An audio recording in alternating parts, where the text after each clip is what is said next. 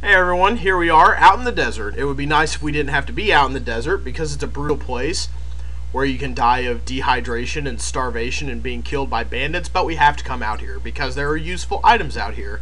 And I am starting on the screen to the left of the anthill screen from Sirenia, but I'm going to go down a screen, which might make you think, well, why didn't you just come in from the beehive?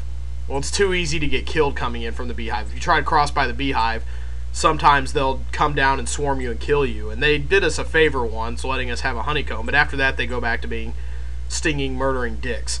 So we are down here because once we go out into the desert, we're going to start losing energy at a rate that we can't see. But we have to find oases to replenish ourselves and renew ourselves and be able to explore more of the desert. And there is an oasis right across from the beehive. So all we'll have to do here is go a few screens out left and just keep going this way. And now the ringing ambiance is even louder and even creepier, and we're going to be walking through several screens of just uninterrupted desert just across the dunes. And you'll see Graham getting close to death a few times, but not quite there, because I know where all the oases are, at least the important ones. There are some that are kind of out of the way, but I like to just hit a certain few and use those as my anchor points. And you do get points the first time you drink out of an oasis. You don't have to find all the oases, you don't have to drink out of all of them. Just the first time you get points for it. Life-giving water, nectar of the gods. Graham can now feel renewal flowing through him, and that's what you're going for right there. We can now afford to explore more of the desert. I don't want to get too far out, but I'm going to go ahead and I'm going to go down and then left, because there's another oasis way across from us to the left, and that's going to be our anchor point for both the bandit camp and the temple. And we're going to go to the bandit camp first. You see this one time at bandit camp? No, we're not going to go there first. We're going to go to the temple. This is one thing you need to find in the desert right here. It's just right here in the middle of the desert. You got a skeleton. That's a little dark, don't you think, game? Jeez. Well, he's dead, but his shoe is still useful, so we're going to pick it up and we're going to use that back in Sirenia once we get back headed that way. And now we're going to go left because across from the oasis is, or across from the skeleton rather, spoiler alert, is yet another oasis. We're going to get close to death, but not quite. I think the message, yeah, the hot sun and choking sands are taking their toll on Graham. He must drink soon. But fortunately, I think we're like one screen away from an oasis, so one or two. We're like right up on the minimum. So yeah, here we go. Here's oasis number 2 right here. And you notice you didn't hear the glinting sound because you don't get points for drinking from an oasis this time. Very good, very good. Now we're going to go north to the cliff side of the desert. From here, we're going to go to the temple, not bandit camp, as I first said, but we're going to go north to the temple now. And there will be an oasis near the temple that we can get into. But we need to be careful around the temple because we have to observe something going on. There's something we have to get down there. Now we're at the rock side of the desert, which is where we want to be. And just a few screens east of here is going to be, well, 1, another oasis, a very small but noticeable one. And 2, a temple. And we get points for finding that temple. But now that we found the temple, we need to get hidden. And you don't have much time to do this either. You have to get around this rock right here. No, you don't want to get around on this side of it. I think this should be a good spot right here. I don't think they'll see me right here. So you don't have a lot of time to do it. Graham can hear the sound of approaching hoofbeats. So let's click to get rid of this, and hopefully they don't see me. Because if they see you, they'll just run across the screen and trample you and kill you. Like they'll take out a scimitar and just cut your face open, basically. Oh, the suspense. The external hard drive is keeping me in suspense. And did I hide successfully? I did, because they didn't see me behind the rock here.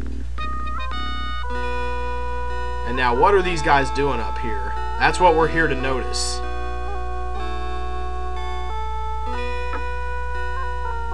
Oh, okay. He knocks the staff on the door and then he gets inside.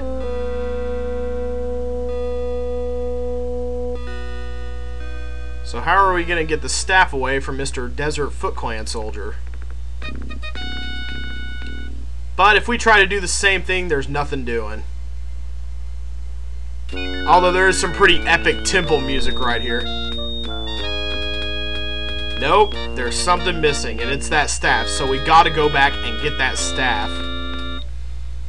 Well, first we're going to drink from the oasis, and then we will cut back to the other oasis and head out to the bandit camp from there. Okay, now we've taken a drink from this oasis. We're going to go out west one screen, and now we are at the westmost boundary of the desert. From here we need to go south to reach the bandit camp, which is in the very bottom left corner of the desert. This is as far as the desert goes, as far as explored boundaries, and if we go any farther left or down out than that, then we're just in endless desert where there's nothing out there, nothing of a useful nature. We'll just get screwed. Oh, you so funny, dude. Now we have one of two tents we can go in here. It looks like they're having a little too much fun in the big tent. They got the naked harem dancer going. Well, mostly naked anyway. And they're having a pretty fun time. We might want to stay out of there because I don't think the staff is going to be in there. I think it's going to be in this small tent where it doesn't look like a whole lot's going on. But first, we can also drink out of here and replenish ourselves that way as well through the clay jar. Graham takes a few sips out of that. Everybody's too preoccupied with the stripper lady to notice. Okay, you about done there, Graham? You don't want to retain water. That would just be gross. We're going to go ahead and we're going to go in here now. Okay, now we got to be very quick about the way we do this. We're gonna take the staff. Be very quiet. We don't want to disturb the sleeping bandit or take too long in here. If we wake him up, he'll just knife us. He'll shank us dead, kill us. We don't want that happening. But we have the staff in our possession now, so we need to get on out of here. We have done everything useful that we need to do with that. So let's go on. We just robbed the bandits. We're pretty smooth. We're pretty smooth. But yeah, now we're good. Yeah, that wasn't creepy passing through the dune at all, but we need to get back to the temple now, and we'll once again cut as soon as we get to the next oasis, which is going to be just one screen north of here. Yeah, we'll take a drink and then we'll take another break. Okay, we're back at the temple. No bandits are going to come get us this time. All we need to do is advance, and we don't have very much time in the temple at all. This is a very limited time thing, so we need to do what we need to do, and we need to get out of here. So here is our staff right here, not to be confused with Crispin's blue wand. We're going to take the staff and knock it up against the door of the temple, for which we get points. Oh, crap. Way to be nice with other people's belongings, Graham. Now, we don't have very much time at all. There are a few important things we need to get in here. Okay, we got the coin and the brass bottle right by the door. If we touch the treasure, we'll get greedy and we'll die. We don't want any of that happening, so we need to take the things we're here to get and get out of here. And pick up the brass bottle and walk on out. It's a very quick ordeal, but you don't want to get caught in there. Yeah, that was close. You were playing with fire there, huh? Weren't you, Graham? Well, we've done everything we need to do in the desert now. We've got 2 important items that are going to help us in our journey. And we need to make our way back out of the desert now. And being able to make our way back out of the desert is just as important as being able to get through it. We're going to need to be able to retrace our steps. So we're going to take all the steps we can take here for the benefit of the viewer who might be using this to beat the game, because you never know. So we're just going to go 2 screens over to the left, and then we are directly above an oasis that way. We're going to go down then. Going to go down about 4 more screens. And then we will be at the oasis to the left of the skeleton, so we'll need to know to go right. And that skeleton is a very important landmark. Actually helps anchor you. We're going to go ahead and take a drink, because you need to take a drink anytime you see an oasis. It's just that simple. Don't know why you wouldn't do it, because they're somewhat difficult to find if you haven't mapped your way through the desert before. Why don't we just splash our feet in there too, get our feet wet. Make sure they're not all wrinkly and gross. And then let's get out of here. Let's skedaddle. I'm going to need you to go all the way over, please, Graham. Thank you. We're just barely going to make it to the next oasis, but barely counts. And from this skeleton, we're going to go up to the next oasis. We're going to go up and then right some more, because as you recall, it's just a little bit up and to the right. So we're going to go over now. This is very methodical. I'm not just wandering around at random. Yes, the sands and the sun are taking their toll, and we're going to drink soon, don't worry. Yeah, see, it's right there. I know what I'm doing. I know where I'm going. Why don't you just follow old Uncle Jesse? He'll take you the right way. And now we're going to go up and to the right, and that's going to take us out of the desert. And now that we have more items, there are more things we can do in Sirenia now. One of them, very important, is paying a gold coin to the gypsy to get our fortunes told. And we're going to do an assortment of other things as well. I think we may not be able to do all that much, but we will go ahead and wrap up the day by getting some important things done with the new items that we have. Okay, I should be getting out of here soon, right? I should be safe and good to go. There we go. We're in the brushland. We are safe once more. So let's leave and return to Cedric, unfortunate as that may be. Hello there, Cedric. Yeah, there I am. No need to get concerned about me. Yeah, it's kind of... my resume is full of stuff like this, Cedric. You just calm your stupid owl butt down. So let's go take our gold coin now. It costs 1 gold coin to get your fortune told by Madame Mushka, the gypsy lady.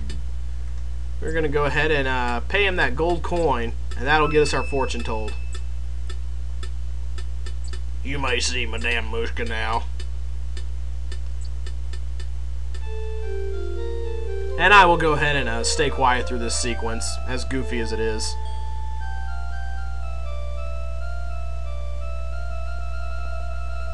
Well, I'll try to stay quiet. That accent is just really bad. Again, really glad I'm not listening to the audio version here. I will tell you your fortune.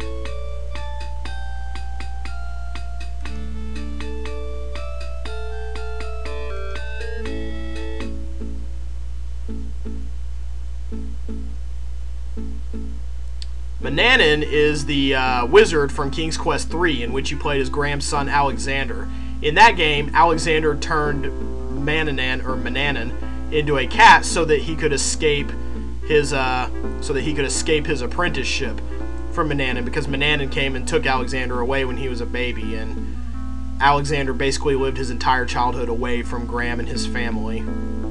So Mordak is Manannan's brother. And Mordak demands to know how to get Manannan turned back from a wizard into a cat. See, we get some of this exposition here. Oh crap, I skipped something. Well, it's not like Alexander's going anywhere going to save the day anyway. Oh, yikes. Mordak looks kind of like Maddox, actually.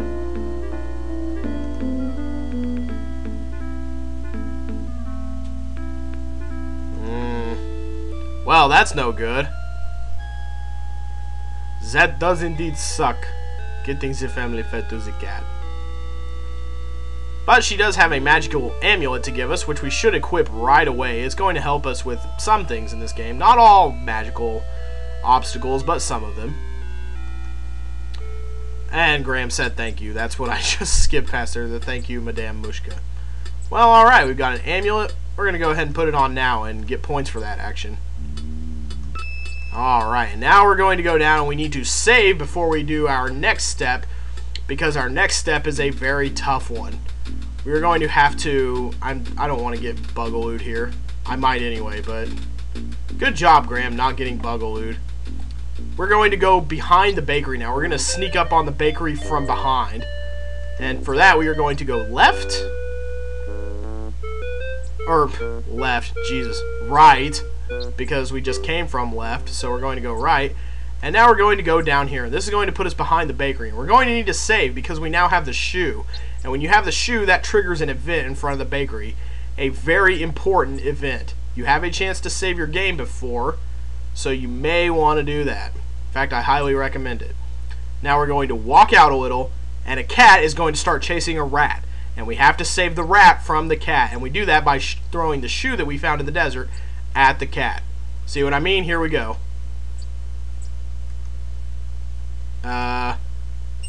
Here we go. As soon as you hear that little annoying squeaking sound, there's the rat down there. He's that little black line on the road. We need to get the shoe out, and we need to heave it at the cat. Press OK. And hit the cat with the shoe. Graham has got good aim there.